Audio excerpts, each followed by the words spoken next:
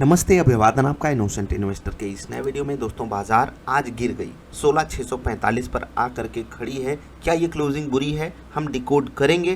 पहले आपको कुछ लेवल्स दिखाना चाहेंगे बाजार के। उससे भी पहले आपको बता दें कि बाजार गिरी क्यों, क्योंकि सबसे ज़्यादा सवाल इसी पे आता है।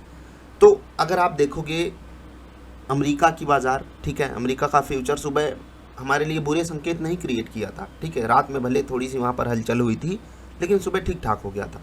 लेकिन फिर अचानक से वहाँ पर सेलिंग आएगी तो हमको भी वो सेलिंग दिखानी ही पड़ेगी और वही हमको झेलना पड़ा। बाकी दुनिया भर की बाज़ारों से हमारे लिए फ्लैट टू नेगेटिव ही संकेत थे, कुछ खास था नहीं, इसीलिए हम ऊपर के लेवल पे सस्टेन नहीं कर पाए। प्लस मैंने आपको ऑप्शन डेटा देख करके कल ही समझा दिया था कि यहाँ पर आपको अलर्ट मूड में रहना है, क्योंकि अब तेज़ी का पहला चरण कंप्लीट हुआ जो 15,750 से बनना चालू हुई थी, ठीक है। अब दूसरा चरण कब आएगा उसके लिए कुछ अलग बातें हैं। खैर, इससे पहले वाली कैंडल काफ़ी मजबूत थी, आज वाली कैंडल बुरी नहीं है। मैं फिर से कह रहा हूँ, इससे पहले वाली कैंडल मजबूत थी, लेकिन ये कैंडल कमज़ोर नहीं है। भले उससे बड़ी कैंडल है, भले अगर आप गिरावट के टर्म्स में देखोगे तो ये गिरावट बड़ी है, लेकिन दूसरे एंगल से अगर आप देखोगे तो हम तगड़े लेवल पर आकर के क्लोज किए हैं। नीचे हमारे लिए 500 का एक साइकोलॉजिकल सपोर्ट है, उसके अलावा भी सपोर्ट लेवल है, प्लस कुछ इंपॉर्टेंट लेवल के पास बाजार बंद हुई है। तो सब चीज़ें हमारे फेवर में जाती हैं। और क्या चीज़ें हमारे फेवर में जाती हैं? गोल्ड का रेट आप जाकर के देख सकते हो, वहाँ पर भयंकर बिकवाली आई है। 55,000 के लेवल को टच करके गोल्ड इस वक्त 52,000 से नीचे ट्रेड कर रहा है। और जो चीज़ हमको सबसे ज़्यादा खुशी देगी वो ये कि ब्रेंट क्रूड अभी भी 6% नीचे ट्रेड कर रहा है। आज के ट्रेडिंग सेशन में आपको बताना चाहूँगा कि लगभग $130 प्रति बैरल, ठीक है, इसने हाई मारा था और अभी अप्रॉक्सीमेट $100 पे आकर के ट्रेड कर रहा है। मोटी मोटा समझ लीजिए 25% का डिस्काउंट मिल चुका है हमको ब्रेंट क्रूड में, जो अचानक से तेल का दाम चढ़ा था, अचानक से गिर भी रहा है, ठीक है। तो ये चीज़ें हमारे फेवर में हैं, क्योंकि देखो अब क्यों फेवर में है ये मैं नहीं समझाऊंगा, वीडियो फालतू में लंबी होगी।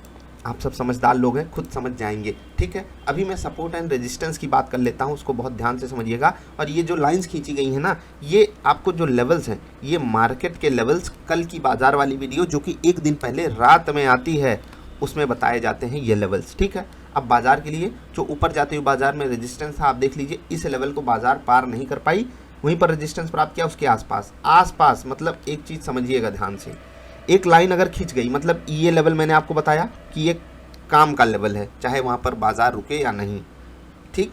हमको उस लेवल को सम्मान देना है, कम से कम उस लेवल को 10 दिन हमको देखना है। अब मैंने ये क्यों कहा बाजार रुके या नहीं, क्योंकि हम हर दिन सही नहीं हो सकते। इसीलिए मैं आपसे कहता हूँ कि आपको पुरानी वीडियो सारी यूट्यूब पे अवेलेबल हैं, जा करके देखो। क्या आप कुछ यहाँ से निकाल सकते हो? क्या आप इन लेवल्स की मदद से कुछ कमाल कर सकते हो? अगर आप कर सकते हो तो करिए कमाल, क्योंकि बहुत हेल्प किए हैं ये लेवल्स मेरी। और मैं आपसे इतना ज़रूर कहता हूँ दोस्त कि अगर आपने इन लेवल्स को सही तरीके से यूज कर लिया ना, मिरेकल है। अगर आप ऑप्शन ट्रेडिंग में हो, इंडेक्स ट्रेडिंग में हो, या निफ्टी को ट्रैक करके कुछ ट्रेड करते हो, बहुत मज़ा आएगा आपको, ठीक है।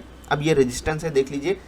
कोई भी हो, समझदार हो, जिसको टेक्निकल चार्ट समझ में आता होगा, वो समझ जाएगा कि यहाँ पर आपको बिकवाली क्यों देखने को मिलती है और कभी कभी बाजार हमारे लेवल के ऊपर खुल के वहीं से क्यों भागने लगती है। इसमें बताने की मुझे ज़रूरत नहीं है, ठीक है, आप जा करके देखिए। उसके बाद ये वाला लेवल बताया गया था 811 का, एग्जैक्टली 800 नहीं 811 का लेवल बताया गया था। अब आप कहोगे कि ये तुक्का हो सकता है, तो मान लिया कीजिए कि ये तुक्का ही है। लेकिन तुक्का जब 2 दिन, 4 दिन, 10 दिन, 15 दिन लगातार लगने लगे तो उस तुक्के की भी आपको रिस्पेक्ट करनी चाहिए, ठीक है। चलिए, एग्जैक्ट लेवल पे बाजार ने सपोर्ट लिया और वहाँ से अगर आप देखोगे, ठीक, वहाँ से अगर आप देखोगे 80-85 पॉइंट बाजार भागी है, ऊपर गई, ठीक है। अन्य लेवल्स को भी बाजार ने थोड़ा सा सम्मान देने की कोशिश की, लेकिन ये वाले लेवल को बाजार ने यहाँ पर तोड़ दिया, ब्रीच कर दिया। और फिर उसके बाद क्या कहानी बनी आपको खुद पता है, एक फ्री फॉल हुआ। लेकिन इस फ्री फॉल में भी आपको बचाने आए वो लेवल्स जो इसके अलावा आपको नीचे जाते हुए बाजार में बताए गए थे। जैसे कि यहाँ इस फ्री फॉल में यहाँ पर बाजार ने रुकने की कोशिश की, यहाँ पर देखिए नीचे गिर गई, ऊपर जाती हुई, मतलब यहाँ से जब बाजार ऊपर जाना चाह रही थी, यही लेवल इसके लिए रेजिस्टेंस बना, ठीक है, यही लेवल इसके लिए रेजिस्टेंस बना। फिर जहाँ पर बाजार ने क्लोज किया, ये वाला लेवल भी आपको बताया गया था इंपॉर्टेंट है, तो बाजार ने अपने इंपॉर्टेंट लेवल के पास क्लोज किया है, साइकोलॉजिकल लेवल्स के ऊपर क्लोज किया है। ग्लोबल मार्केट्स में जो परेशानी है उसको देख करके बाजार आज नेगेटिव बंद हुई है, इसीलिए मैं इस क्लोजिंग को बुरा नहीं कहता हूँ। लेकिन फिर भी मैं आपको ये ज़रूर कहना चाहता हूँ कि अपर लेवल्स पे भले ही छोटे रूप में, लेकिन मैंने आपको वार्निंग ज़रूर दी थी।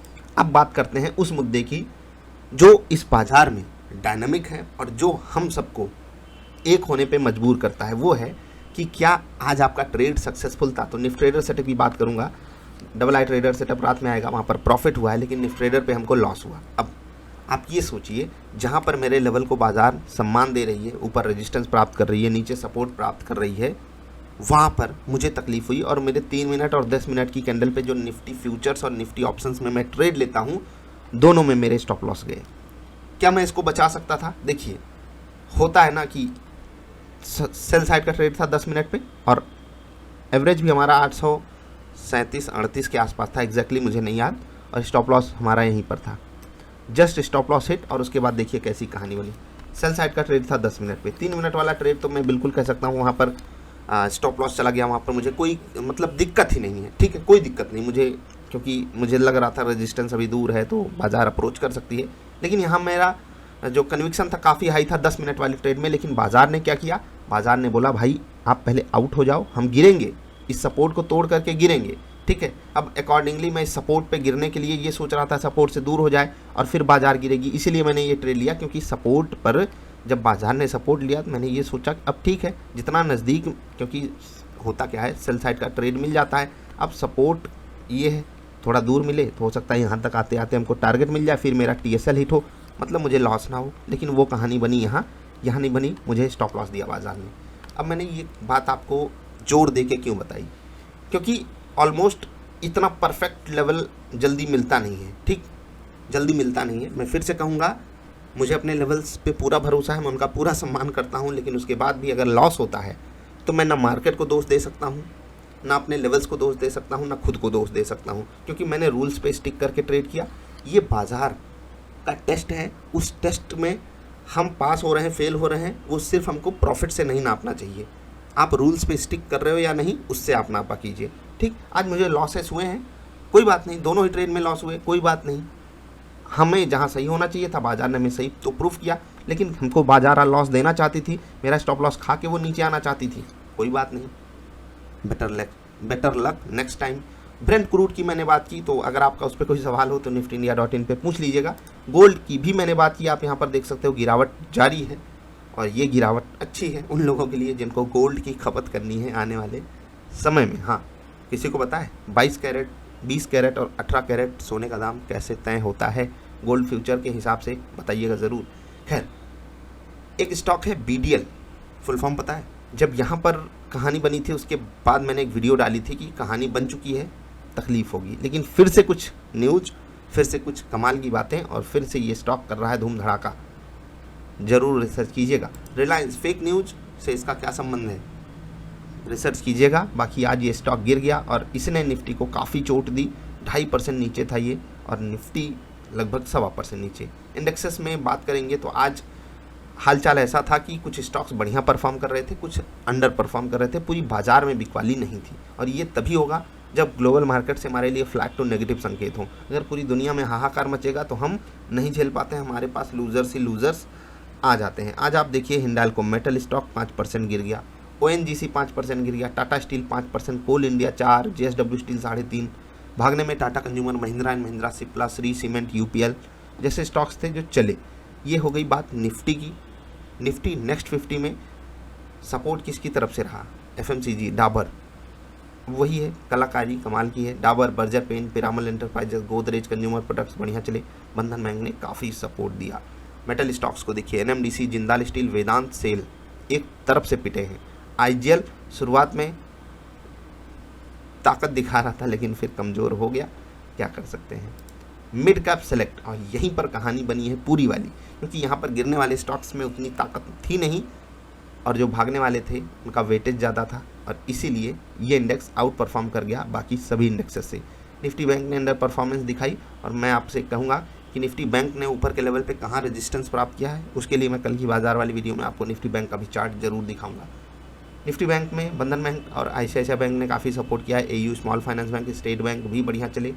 स्टेट बैंक क्या बढ़िया चला, बस कहने के लिए पॉजिटिव था। कोटक महिंद्रा बैंक बहुत कमज़ोर किया, और जो पॉजिटिविटी बंधन बैंक दे रहा था उससे भी खतरनाक चीज़ कोटक बैंक ले रहा था बैंक निफ्टी से, इसीलिए ये इंडेक्स अंडर परफॉर्म कर गया छोटे छोटे इंडेक्सेस को। बाकी निफ्टी को तो आउट परफॉर्म किया है बंधन बैंक और AU स्मॉल फाइनेंस बैंक के कारण।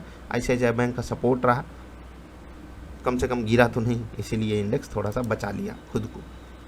निफ्टी फाइनेंशियल सर्विसेज में ठीक है, महिंद्रा फाइनेंस जैसे स्टॉक्स चल गए, पिरामिल चल गया, गिरने में आईसीआईसीआई जनरल इंश्योरेंस गिरा, ठीक है। ओवरऑल बाज़ार का मूड माहौल ख़राब सा नहीं लग रहा है, जिस हिसाब से मोमेंटम है स्टॉक्स का, पॉजिटिव साइड भी नेगेटिव साइड भी। इंडिया विक्स को देखेंगे तो वो बढ़ गई, वोलाटिलिटी बढ़ी है। देखो जब बाज़ार गिरती है तो वोलाटिलिटी ऑटोमेटिकली बढ़ जाती है। खैर अभी मैं आपसे विदा ले रहा हूँ। निफ्टी ट्रेडर सेटअप पे दिन बढ़िया नहीं गया, लेकिन डबल आई ट्रेडर सेटअप ने उसकी पूरी भरपाई की और अच्छे से भरपाई की। इन्जॉय कीजिए। देखो जिन लोगों के पास सिर्फ निफ्टी ट्रेडर सेटअप है, मैं आपसे एक ही बात कहूँगा, ये वाले जो दिन आते हैं जहाँ पर एक साथ दोनों स्टॉप लॉसेस आते हैं, और मुझे नहीं लगता कि आज कोई स्टॉप लॉस बचा पाया होगा, क्योंकि कभी कभी होता है जस्ट मेरा टच होता है। आज स्टॉप लॉस के ऊपर भी बाजार जा करके मतलब वहाँ पर तांडव थोड़ा सा कर दी, इसीलिए मुझे नहीं लगता किसी का बचा होगा। और मैं आपसे यही कहूँगा कि ऐसे दिन बहुत रेयर आते हैं कि हमारे दोनों स्टॉप लॉसेस जाते हैं, लेकिन मैं आपसे यही उम्मीद करूँगा कि आप भरोसा सेटअप पे रखोगे, भरोसा लेवल्स पे रखोगे जो मैं आपको प्रोवाइड करता हूँ, और आगे हमारे दिन कमाल के आएंगे। उम्मीद यही है, और बाज़ार ने जो आज टेस्ट लिया है उसका फल भी आपको बहुत जल्द देखिए। अभी इतना ही, जल्दी मिलेंगे। वीडियो पसंद आई तो लाइक कर देना। कोई सवाल सुझाव हो तो niftyindia.in ये वेबसाइट खोल लेना, उसके बाद नाम, ईमेल और मैसेज लिख के छोड़ देना, आपको रिप्लाई 48 घंटों के अंदर मिल जाएगा। अभी के लिए इतना ही, नमस्कार।